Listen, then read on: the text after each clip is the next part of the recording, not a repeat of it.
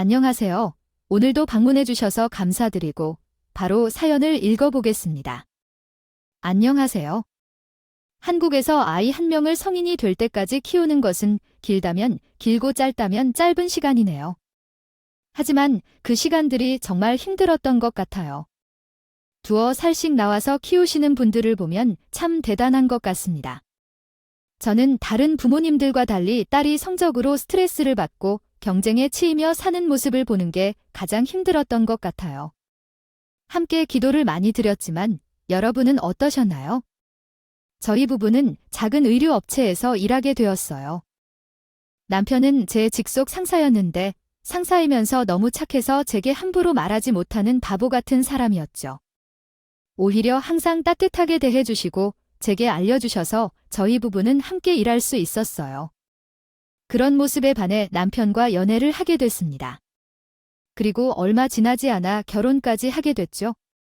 서로의 집안이 넉넉했던 것도 아니었고 저희가 모아놓은 돈이 많지도 않았기에 작은 집에서 시작을 하게 됐지만 그래도 소소하고 행복하게 살았던 것 같아요. 그리고 임신을 하게 되면서 전 일을 그만두게 되었죠. 요즘에도 육아휴직 쓰는데 많은 눈치가 보일 텐데 옛날 시대에 그것도 작은 업체인 이 오죽했을까? 여요 수입은 반으로 줄었는데 아이가 생겼으니 경제적으로 더 어려웠지만 그래도 저희 둘의 아이가 생겼다는 건 저희에게 큰 행복이었습니다. 작디 작은 아기의 손이 어찌나 귀여운지. 힘든 생활은 싹이 칠 정도였죠. 그런데 시간은 흘러 어느덧 아이가 학교에 들어가고 다른 학부모님들과 만나게 되니 점차 여러 가지 걱정이 생기더군요. 특히 한국은 교육열이 정말 강한 나라잖아요. 다른 학부모들은 아이들에게 이미 조기 교육으로 영어며 보며 이것저것 다 시켰더라고요. 하지만 저희 부부는 애초에 외벌이 글 좋은 편은 아니에요. 우리 둘 다 학창시절에 공부를 썩 잘하지도 않았고 대학을 나오지도 못했습니다. 물론 꼭 머리가 좋지 않았다고 단정 짓긴 어려워요. 그래도 각자 집안의 사정이 있었으니까요. 그래서 저희 딸도 공부를 잘하길 바라지 않아요.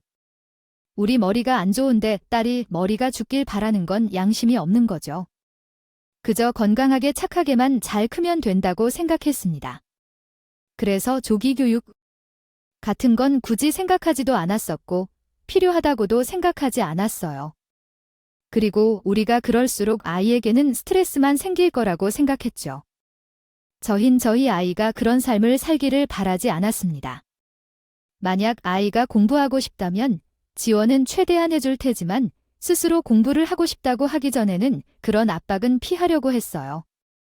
하지만 부모가 그러지 않는다고 해서 아이가 스트레스를 받지 않은 건 아니더라고요. 아이들을 성적으로 평가하기 시작한 거기서부터 이미 아이들을 성적으로 평가하기 시작했으니까. 거기다 다른 학부모님들과 대화를 하다 보니 저희의 생각이 잘못된 걸 있을까란 생각이 들더라고요. 오히려 공부를 못해서 다른 아이들과 비교를 당하는 일이 아이에겐 더 큰 스트레스가 된다거나 나중에 크면 공부를 시키지 않았던 부모를 원망하게 된다거나 하는 이야기를 들으면 저희의 가치관이 잘못된 걸까 하는 것입니다. 걱정이 생기더라고요.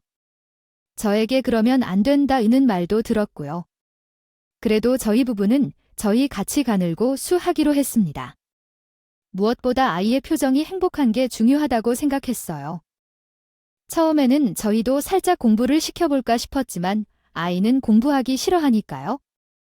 하지만 저희가 그런 입장을 고수해도 결국 아이가 스트레스 받는 환경을 생기게 됐더군요. 다른 사람들은 그렇다 쳐도 가족이 문제였어요. 특히 명절 때 시댁에 다녀오면 저희 딸은 의상인 경우가 많았습니다. 그 원인은 바로 저희 딸과 동갑내기인 조카 그리고 아주버님 아내인 형님이었죠. 저희 딸과 조카는 동갑이라 보니 어릴 땐 함께 잘 놀았습니다. 둘이 서로 잘 맞아서 꼭 붙어 다녔었죠.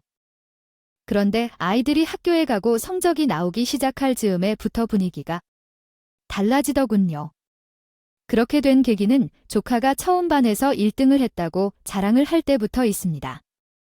그때 저희 딸은 공부에 크게 관심도 없었고 저희 부부가 공부를 딸에게 시키지도 않았으니 성적이 잘 나올 리가 없었죠. 거의 반에서 꼴찌를 도맡아 있었어요. 그래도 저희 딸은 개의치 않고 조카에게 대단하다며 칭찬을 했는데 조카는 저희 딸의 등수를 듣더니 바거냐고 논리했어요. 엄마가 공부 못하는 애들이랑은 놀지도 말라고 했다는 말까지 하면서요. 저는 그 모습을 보고 화가 났지만 그래도 아이가 처음 1등을 해서 많이 신난 나보다 싶어 흥내지는 않았습니다. 그냥 조용히 웃으며 타일렀어요. 반에서 1등을 한 건 대단하고 축하하지만 그걸로 누군가에게 상처를 줄 수 있는 자격이 생기는 일은 아니라고 말해줬어요. 그리고 사람마다 잘하는 일은 따로 있으니 서로 돕고 살며 친하게 지내라고 말이죠.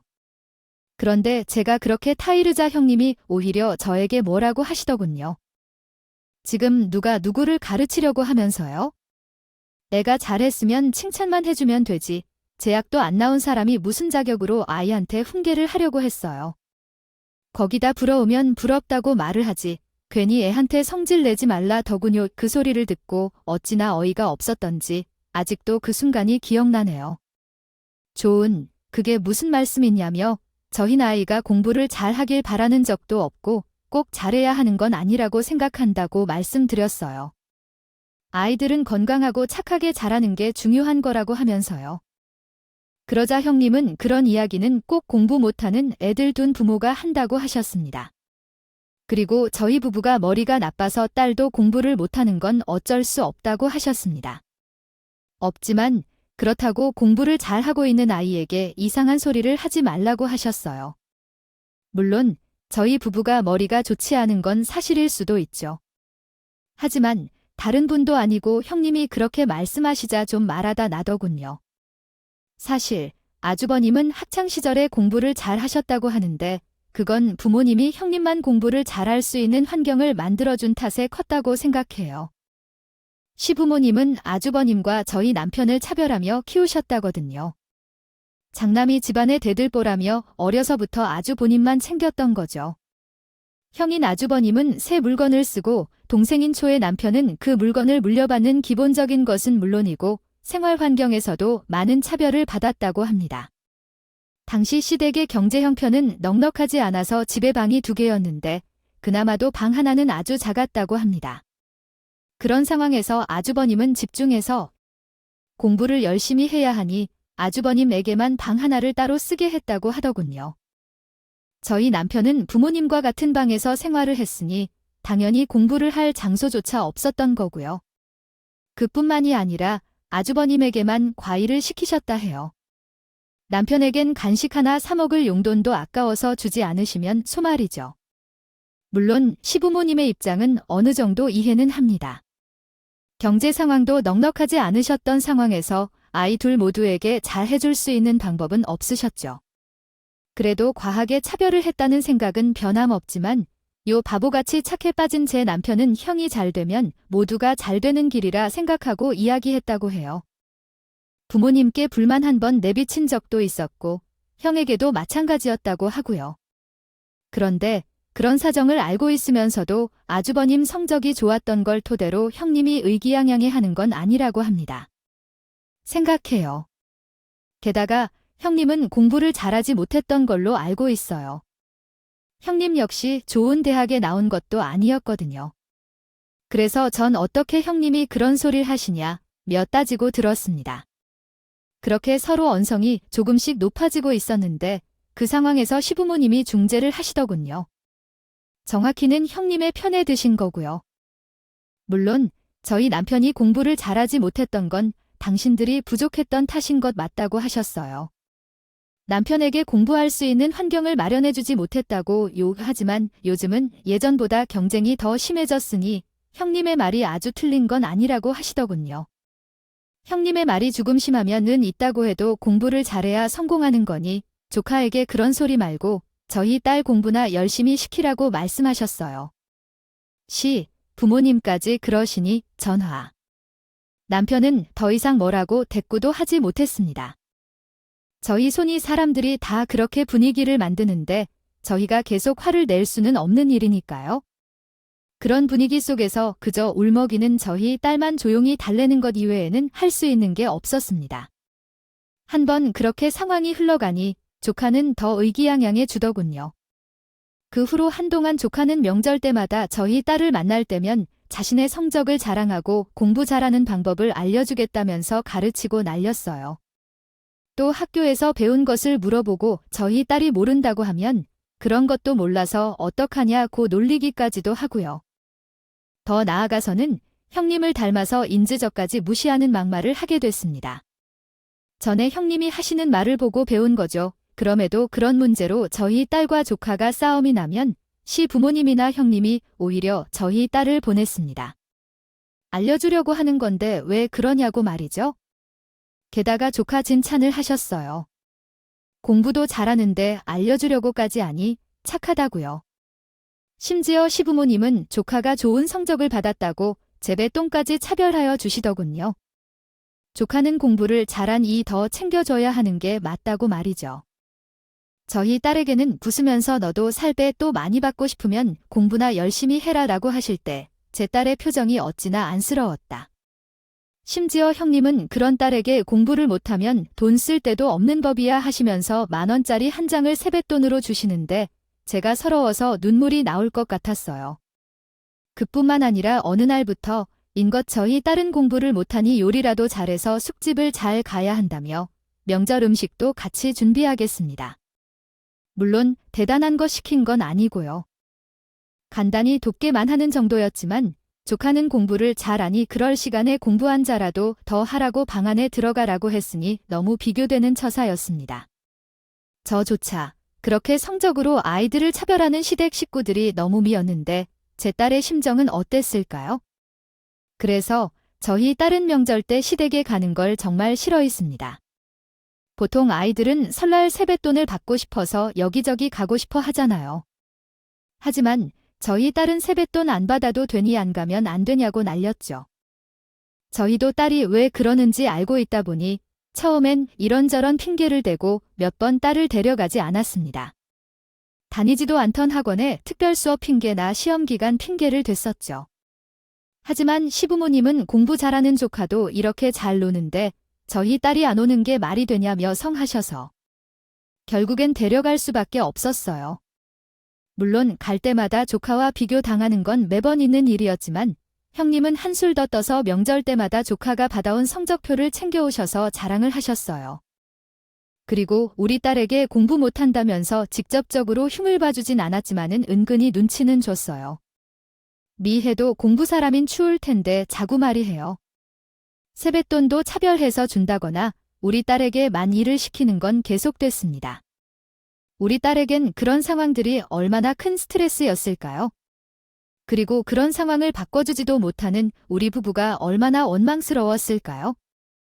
지금 생각해보면 시댁과의 절을 하거나 뒤집어 포소라도 그러지 않아야 했는데 그러지 못했던 게 너무나 후회스러웠다.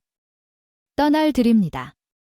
그래서 이제 우리 딸은 중학생 때까진 정말 교과서에 손도 대지 않았습니다.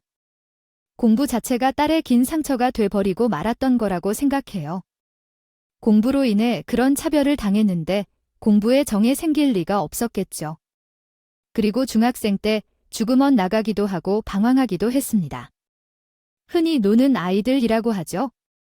그럼 무리들 속에 들어가서 참속을 많이 써겠어요. 그러나 이를 저희도 따끔하게 혼을 내고 싶었지만 그렇게 된 원인이 시댁이나 저희 부부에게도 있다고 생각했기에 그러긴 쉽지 않았습니다. 아이를 키우며 가장 힘든 시기였던 것 같아요. 이러지도 저러지도 못하면서 소갈이 많이 했었죠. 그나마 다른 누군가를 괴롭히거나 큰 사고를 친 적은 없었어요. 그랬다면 그건 정말 따끔하게 혼을 냈을 거예요. 다만 학생으로서 하지 말아야 할 행동들을 하는 정도였죠. 그런 소가리를 하던 시기가 2년 정도 지났을 무려 다행히 딸은 방황에서 벗어날 수 있었습니다. 저희 다른 공부는 하지 않아도 책은 참 좋아했어요. 어려서부터 항상 책을 끼고 살았는데 어느 날 무슨 책을 읽고 나선 생각이 많이 바뀐 것 같더군요. 그 이후로 딸은 공부만 하지 않았을 뿐 좋은 친구들과 새로 어울리며 건전하게 놀았습니다. 저희가 부모로서 제대로 역할도 못하고 부족한 점이 많았는데 딸이 스스로 그렇게 성장하는 모습을 보니 참 대견했었죠. 시댁 식구들의 차별은 저희 딸이 고등학교에 가고 나서야 사라졌어요. 정확히는 그때부터 시댁이 저희 딸이 가지 않을 수 있었죠. 고등학생이 되자 조카가 공부를 해야 한다며 명절에 오지 않았기에 저희 딸도 그 핑계로 같이 않을 수 있었거든요. 물론 명절 될 형님의 자랑은 변함 없었습니다. 그래도 딸이 직접 듣는 건 아니었으니 상관없었어요. 그냥 거디래로 대견하다. 좋으시겠다. 호호. 그 적당히 호응만 해주었습니다. 그리고 자식교육법에 대해 가르치고 나쁘셨는데 대충 한 귀로 듣고 한 귀로 흘러버렸고, 이런데 신기하게도 저희 딸은 또 그때부터 공부하기 시작했어. 고등학교에 들어간 이 공부를 해야 한다는 생각이 들었던 건지, 아니면 시댁의 차별에서 해방된 이 공부가 눈에 들어오기 시작한 건지는 모르겠지만 정말 열심히 공부하기 시작했어요. 평생 한 번도 말한 적 없던 학원에 보세 달라는 말을 했을 때는 거칠 귀를 의심할 정도였죠. 독서실에도 밤늦게까지 남아 공부를 했었고요. 고등학교 때부터 저희 딸의 성적은 급격히 오르기 시작했어요. 고1 처음 시험에선 중간쯤 되는 성적을 받아오더니 그 다음 시험 N반에서 7등을 하더군요. 남편이나 전화한 자릿수 등수는 받아본 적이 없었기에 딸의 상조표를 보며 정말 신기했습니다. 저희 부부와는 다르게 딸은 머리가 좋을 수도 있구나 하고 말이죠. 아마 어려서부터 책을 달고 살았던 덕분인 것 같아요. 하지만 한편으로는 걱정도 되더군요. 평생 안 하던 공부를 하루 종일 하는 걸 보니 건강이 상하는 건 아닐까 염려가 됐어요. 저희는 딸에게 너무 무리하는 거 아니냐며 공부하는 것도 좋지만 건강이 더 중요하니 무리하지 말라고 하는데, 딸은 공부를 하며 새롭게 알아가고 익히는 게 즐거워서 하는 거라며 걱정하지 말라고 했어요. 저흰 그냥 저희 걱정하지 말라고 하는 소린 줄 알았는데 알고 보니 진짜 더군요. 학교, 학원이든 독서실에서든 우리 딸에게 칭찬이 일색이었어요. 공부를 잘해서 칭찬받기보다는 밝고 즐거운 표정으로 공부하는 아이를 처음 봤다고 해요. 처음 받아보는 딸에 대한 칭찬이 너무 뿌듯해서 자식을 키우는 것이 이런 맛일까 싶은 생각도 들 정도였어요. 물론 그런 기분 좋은 날만 있지 않았고 오히려 힘든 날이 더 많았죠. 딸의 성적이 내려간 적도 있었는데 생전 처음으로 성적표를 받고 우는 딸을 보니 어떻게 해야 할지 감을 못 잡았어요. 열심히 했는데 성적이 떨어져서 속상한 건지도 모르겠어요. 성적이 중요한 게 아니라 노력 그 자체가 중요하다고 말해봐도 소용이 없었죠. 특히 고3 첫 시험에서 등수가 밖으로 쉽게 밀려나는 모습을 보니 내가 정말 싫었어요. 매우는 아이가 너무 안쓰럽습니다. 저희는 저희 부부가 머리가 좋지 않기에 그런 걸까 봐 너무 미안해서 가 치우기도 했고요. 혹시나 이러다 중학생 때처럼 다시 엇나가게 되면 어쩌나 걱정도 많았습니다. 하지만 다행스럽게도 딸은 그렇게 울고 난 뒤에 다시 마음을 다잡고 열심히 공부를 하더군요. 그 후 여러 우여곡절이 있었던 끝에 딸의 성적은 다시 반등하기 시작했고 수능에서도 되막이 터지면서 딸은 서울에 있는 상위권 대학에 입학하게 됐습니다. 마지막 최종 합격 발표가 뜬 순간 살면서 그렇게 기뻤던 적이 있었을까 싶네요. 좋은 대학에 갔다는 사실보다도 딸이 정말 원하는 것을 노력해서 얻어냈다는 사실이 너무 좋았습니다. 딸의 행복한 표정을 본다는 것이 저의 행복이니까요. 딸이 좋은 대학에 합격했다는 사실을 쉬 부모님께도 말씀해 드렸는데 깜짝입니다. 놀라셨어요. 사실 그동안 시부모님께 딸의 성적에 대해서는 말씀을 드리지 않고 있었거든요. 조카는 매번 1등을 도맡아 하고 있었기에 말씀드려도 큰 감흥은 없으셨을 것 같아서 일기도 했고 만약 결과가 안 좋으면 괜한 소리를 했던 상황이 될까봐 일부러 말씀드리지 않았습니다. 그저 미애 공부는 열심히 하고 있냐? 라고 여쭤보시면 그냥 결심히 하고 있다 보고 말씀드렸죠. 시부모님께 저희 딸이 좋은 대학에 합격했다고 하자 갑자기 태도가 바뀌더군요. 옛날에 그렇게 우리 딸을 무시하실 땐 언제였는데 입학 선물로 노트북을 사주겠다는 말을 하시더라고요. 우리 집안이 원래 머리가 좋아서 잘할 줄 알았다는 말까지 하시더라고요.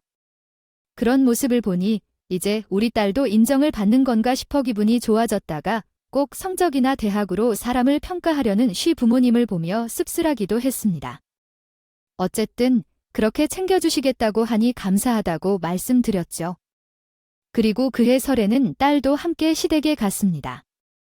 공부로 비교당을 학창시절도 끝났고 좋은 결과까지 있으니 딸도 더 이상 성적 차별로 인해 스트레스를 받을 일은 없을 거라 생각했어요. 물론 조카는 평소에 1등을 도맡아 있기에 딸보다 좋은 대학을 갔을 수도 있지만 그래도 차별을 받아야 할 정도의 차이는 안 날 거라 생각했어요. 딸도 자신감이 생겨서인지 시댁에 가는 것에 대한 거부감은 없더군요. 설에 딸이 오랜만에 얼굴이 비추자 시부모님은 너무 예쁘다며 난렸습니다. 좋은 대학에 들어간 게 장하다며 칭찬하시기 바쁘더군요. 저희 딸은 익숙하지 않은 하라 꼬치 할머니의 모습에 어색해했고요. 그래도 그렇게 좋아해 주시니 절 딸도 싫진 않았던 것 같습니다. 그런데 주카는 보이지 않더군요. 재학 합격하고 친구들이랑 놀고 바쁜 건가 싶었죠. 형님께 계약 입학 선물로 뭐 받고 싶은지 묻고 싶었는데 아쉬웠다고 말씀드리며 혹시 필요한 거 없으신 약 5 여쭤봤습니다. 솔직히 형이나 조카한테 쌓인 감정이 많았다 보니 딱히 뭔가 챙겨주고 싶은 생각은 없었습니다.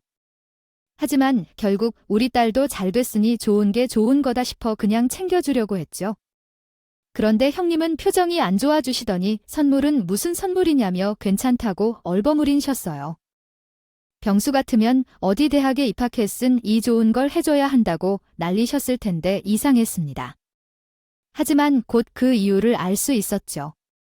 옆에서 시아버지가 성질을 내며 한 말씀을 하신 거예요. 사업 넓히는 무슨 섬을 대학에 떨어졌는데 공부나 더 해야지 과 예비며 학원 비며 우리한테 가져간 돈이 얼마 안 돼 훗운으로 대학 하나 못 갔어 그럴 줄 알았음 미애한테 투자를 할 거 그랬다. 에이 이러시면서 말이죠. 사조카는 죄악에 떨어져 더군요. 처음엔 그 사실이 믿기지 않았습니다. 저희에게 조카는 항상 1등만 하는 아이였으니까 그래서 혹시 답안을 밀려 쓴 거냐고 여쭤봤는데 형님은 차라리 그런 거면 억울하기라도 했을 거라고 하셨어요. 알고 보니 조카는 고등학교에 간 이후로 성적이 계속 하락했었다고 합니다. 중학교 때까지 공부를 잘했으니 본인이 머리가 좋다고 생각했었나 봐요. 근데 고등학교에 간 이후론 머리 믿고 공부를 열심히 안 해서 성적이 점차 떨어졌대요. 근데 명절 때마다 형님은 조카가 계속 1등하고 있다며 자랑을 하셨었는데 사실 그건 거짓말이 어떤 거죠? 그리고 그 거짓말로 시부모님에게 돈까지 타던 모양이었어요. 시부모님도 주가가 대학에 떨어지고 나서야 그 사실을 알게 되셨다고 합니다. 조카가 오지 않은 것도 재수 준비 때문에 오지 않은 거래요. 그 소식을 듣고 나니 기분이 묘했습니다. 고소하기도 하고 안타깝기도 하더군요. 그래도 공부를 잘했던 아이였는데 말이죠. 하지만 그렇게 저희 딸을 괴롭게 만들었던 거 생각하니 잘들 딴 생각이 더 강하긴 했어요. 그리고 예전에 당했던 형님의 막말도 떠오르니 꼭 복수를 해주고 싶더군요. 그래서 형님께 10,000원 한 장을 드리면서 이렇게 말씀드렸습니다. 공부를 못하면 돈 쓸 데도 없는 거라고 하셨죠. 오랜만에 세뱃돈도 많이 주고 싶었는데 아쉽게도 이거밖에 못 주겠네요. 애초 카 세뱃돈이 잘 전해주세요. 라고요. 똥 씹은 표정의 형님의 얼굴을 보니 10년 묵은 체증이 상 내려가는 것 같더군요. 그 후 시댁에 있는 동안 형님은 거의 아무 말도 하지 않은 채로 조용히 쓰셨습니다. 시부모님은 그런 형님은 안중에도 없으셨고 저희 딸을 칭찬하고 자랑하느라 바쁘셔도요. 결혼한 이후로 몇십 년 만에 처음으로 명절다운 명절을 보내신 것 같네요. 즐거운 분위기에서 웃으며 보낼 수 있는 명절 말이죠. 그런 명절은 이번 명절까지도 이어졌습니다. 그 이후로 조카가 재수해서 어찌어찌 대학에 들어가게 되었고 체면 지례는 했었지만 이번에는 저희 딸이 다니는 회사에 신입으로 입사했거든요. 제 딸이 조카의 직장 상세를 듣다 보니 예전과는 반대로 저희 딸이 조카에게 일을 알려줄 입장이 된 거서 올 명절 때 딸이 회사에 들어오면 어떻게 해야 하는지 알려주다가 조카의 마인드가 좋지 않다며 혼냈는데 옛날과 기 바퀴 모습을 보니 재밌었습니다.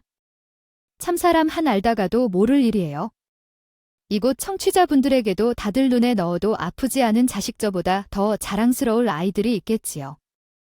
다들 키우느라 고생 많으셨습니다. 그리고 제 긴 이야기 들어주셔서 감사해요. 다들 여름이 다가오는데 더위랑 건강 조심하시길 바랄게요. 감사합니다. 오늘 두께까지 함께 해주셔서 감사하고요. 저는 다음 영상으로 또 찾아뵙겠습니다.